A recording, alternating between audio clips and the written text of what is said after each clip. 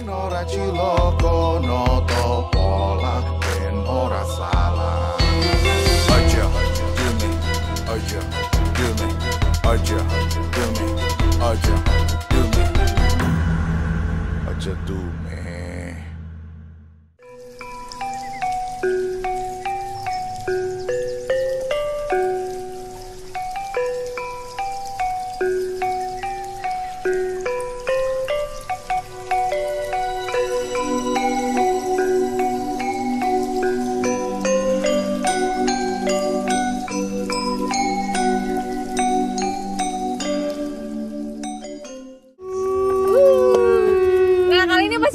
Beda banget kok, ada cahaya-cahaya dari bawah nih. Nah, karena kita lagi di jalan habis penelusuran seharian. Kita udah kemana aja di Indit hari ini? Tadi kita pertama ke rumah sejarah Bung Karno, di mana ketika Bung Karno waktu itu diamankan di Rengas Dengklok, yaitu rumahnya siapa ya? GQ Iya, nanti kita lihat di ya. bawah ini ya. Iya, ada. Dan kemudian kita melanjutkan perjalanan. Kita melanjutkan perjalanan yang seru banget kan, tadi lewat sawah, jalan satu jalur doang, kiri kanan udah sawah. Ini masih sih sebenarnya kalau kamera mau kerja muter tuh. Kalau kamera mau kerja, kameranya yang kerja.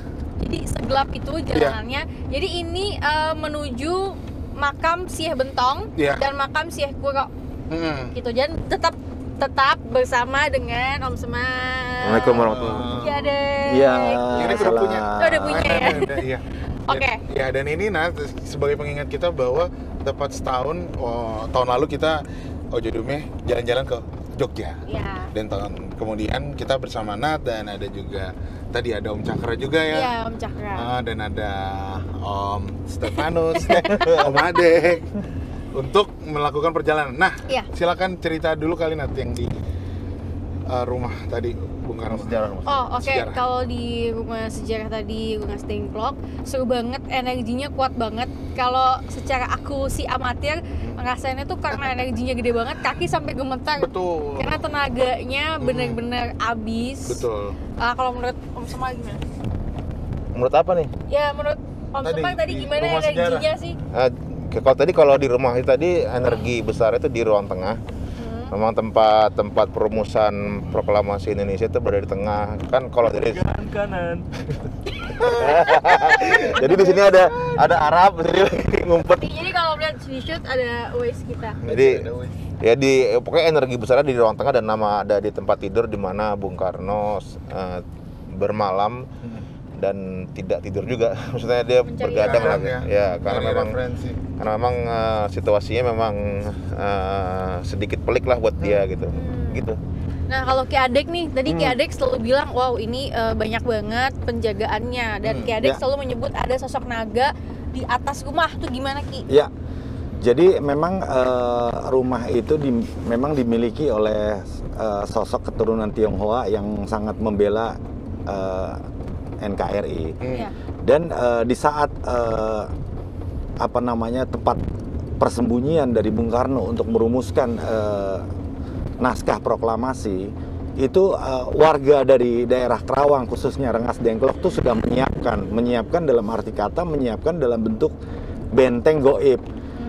Benteng goib dibikin halimun atau dibikin agar tidak terlihat oleh tentara-tentara Jepang. Di mana tentara Jepang memang saat itu memang tidak menginginkan diproklamirkan itu 17 Agustus 1945. Itu tidak diinginkan oleh mereka.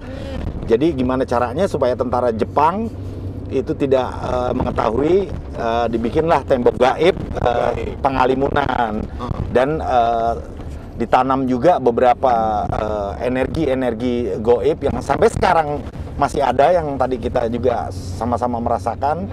Yang salah satunya adalah sosok naga dan harimau dan yang lain-lain gitu.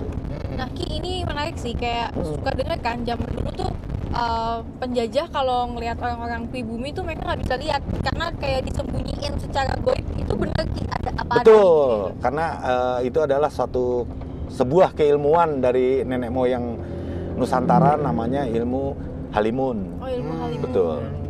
Oke. Dan tadi juga kita ngobrol sih sama keturunan langsung, di mana Bu Yanto ya, Bu Yanto atau Ibu Tante Lani. Ya. Jadi ternyata banyak sejarah-sejarah yang berbeda dari Google dan buku. Betul. Dan kita baru tahu banget itu tadi di rumah singgah itu. Iya. Salah satunya adalah masalah tanggal kedatangan para rombongan ya. Ya, betul. Yang kalau di buku tuh mungkin banyaknya 16, ternyata di 15 Agustus sore. Dan ternyata bulan Ramadan sama seperti hari ini kita datang ke sini. Iya, dan tadi tuh saking energi besar juga. Dan kebetulan kita kan pada puasa ya, jadi energi tuh kayak capek banget semuanya. Jadi ibarat tirakat lah ke situ. Benar, emang aku senang banget ya sama tim hari ini karena sebenarnya support owner ya. Dan tadi juga ketawa sih gitu. Ada apa dengan biasa aja, puasa, semua puasa. Dan ibunya juga tadi welcome banget ya Nat ya. Maksudnya dia memberikan info di tengah-tengah kita syuting ya. Jadi banyak info-info yang mungkin di sejarah belum ada dan diluruskan juga tadi. Betul. Dan ternyata rumah tadi pun itu adalah rumah ya pindah. Maksudnya rumah aslinya tidak di situ sebelumnya. Iya, rumah aslinya itu di dekat Sungai Citarum, tapi karena Sungai Citarumnya meluap terus, jadi dipindahkan ke tempat tadi gitu. Nah, Om Semar, ini yang tadi kita perdebatkan nih Om.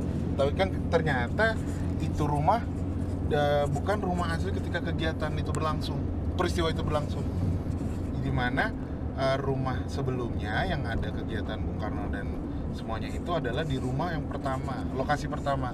Tapi tadi yang kita datangi adalah rumah lokasi kedua di mana udah di pemugaran lah gitu. Tapi kok energinya masih berasa Om? Itu kenapa Om?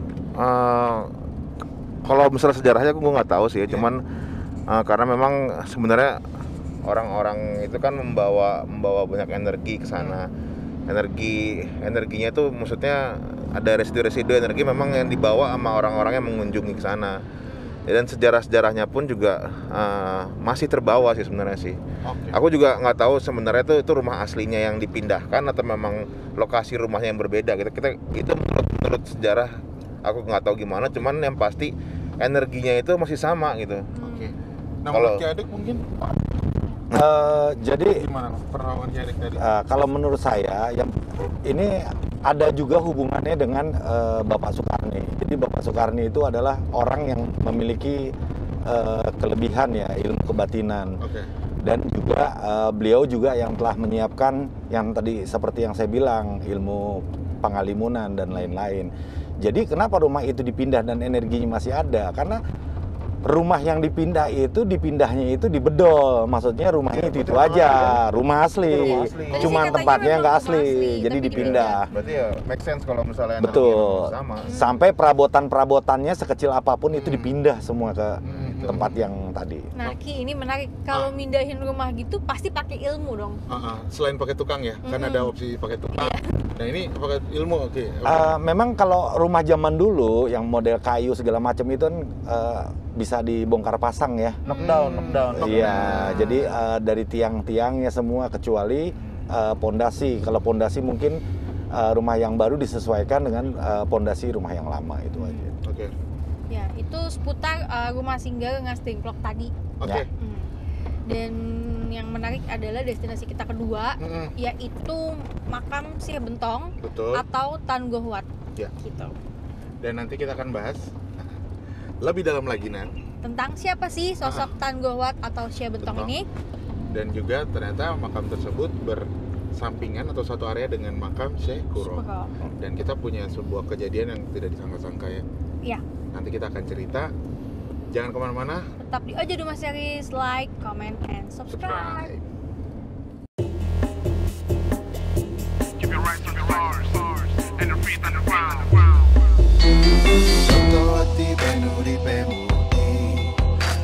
Lihat penora kualat, noto rasa penora ciloko, noto pola penora salah. Aja, dumi, aja, dumi, aja, dumi, aja, dumi, aja, dumi.